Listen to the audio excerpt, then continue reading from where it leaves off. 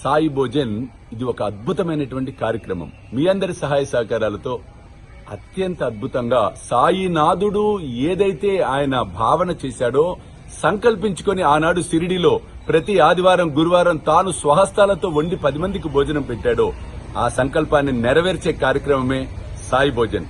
ఏ occasion అయినా అవ్వచ్చు, ఏ occasion, ఏ శుభకార్యం, ఏ కార్యమైనా దాని సందర్భంగా మీరు కూడా ఈ సాయి భోజనంలో పాలు పంచుకోండి. సాయి కృపకు పాత్రులకండి. జై సాయినాథ్. పారాయణ ముగించిన పిమ్మట కాకాసాహెబ్ దీక్షితులు, అబ్బా నవనాథులు ఎంత గొప్పవారు, మనలో అంత శక్తి లేదే, కనీసం వారు చెప్పే మాటలను కూడా అర్థం ఈ జన్మలో కాకపోతే ఎన్ని జన్మలు ఎత్తినా అర్థం చేసుకుంటామో లేదు అనేటువంటి ఒక నిరుత్సాహానికి గురయ్యాడు. వెంటనే శ్యామ అన్నాడు, ఏ దీక్షిత్, ఎందుకయ్యా నువ్వు అలా బాధపడతావు? నువ్వేం బాధపడకు. ఎవరైతే వారి అదృష్ట వశముతో బాబా వంటి ఆభరణమును పొంది ఉంటారో అట్టివారు నిరాశ చెంది ఏడ్చుట విచారకరమైన సంగతే.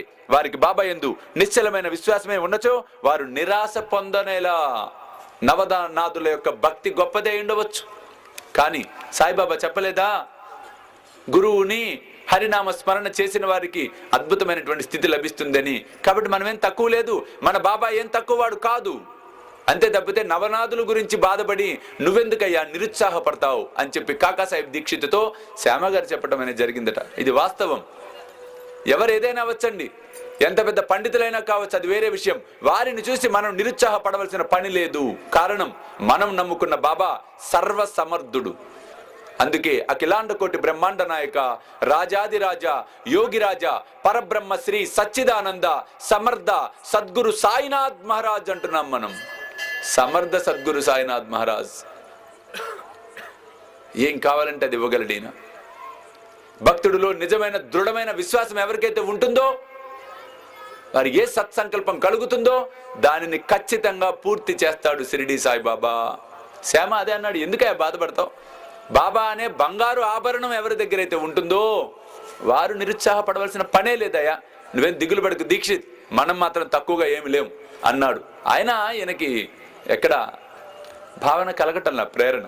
అయ్యో నవనాథులు గొప్పవారే, నవనాథులు గొప్పవారే. దీక్షిత్ అంటే భక్తుడు ఊగిపోతున్నాడు అక్కడ. అంటే మాయ చూడండి ఆ విధంగా ఉంటుంది. సరే, ఆ రోజు గడిచిపోయింది.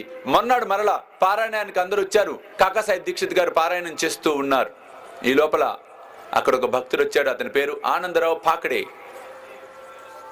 వచ్చి శ్యామ చెవులు ఏదో గుసగుసగుసని ఊతున్నాడు.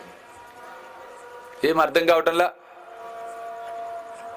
దీక్షిత్ గారు కాస్త ఆయనకి ఈ గుసగుసలు ఆయన్ని ఇబ్బంది పెట్టినాయి, డిస్టర్బ్ చేసినాయి. ఆపేశాడు పారాయణం. అయ్యా మీరిద్దరు గుసగుసలు ఆడుకోవటం ఏమిటయ్యా? అదేదో మాకు కూడా చెప్తే మేము కూడా వింటాంగా. మీది అయిన అనుకున్నాం కదా మనం.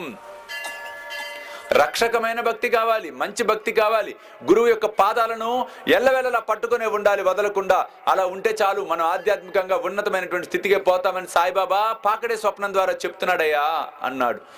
దీక్షిత్ వెంటనే కాస్త కుతూహలం కలిగింది. అయ్యో పైపైన చెప్తావేంటి అన్నాను, మొత్తం స్వప్నం ఏమిటి, ఏమొచ్చింది, దయచేసి మొత్తం వివరించండి.